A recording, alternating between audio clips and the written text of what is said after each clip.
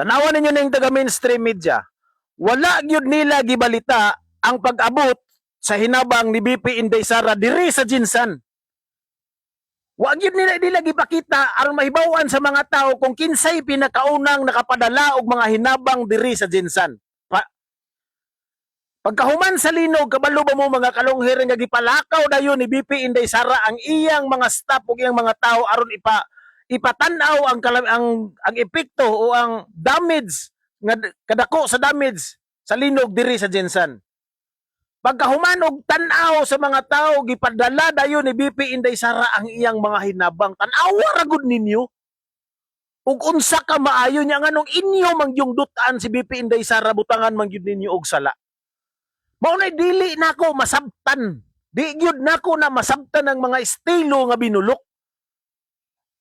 Pinakauna, tanawan na ninyo. Pinakauna nga nagpadala og hinabang ang Office of the Vice President.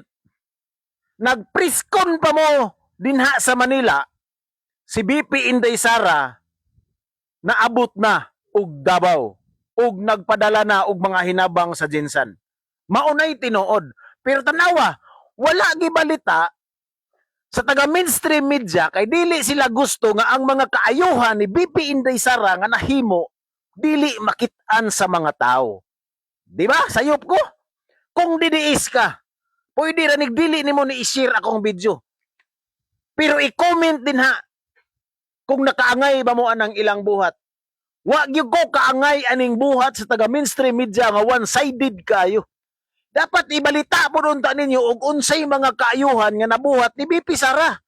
Dili kay usaray inyong ibalita. Di ba? So palihog ko ninyo mga kalunghir, walay lain mo balita aning panghitabo o aning kang BP Inday Sara kundili kita ragyong mga vlogger. Mo nang palihog ko ninyo og share sa to ang mga video.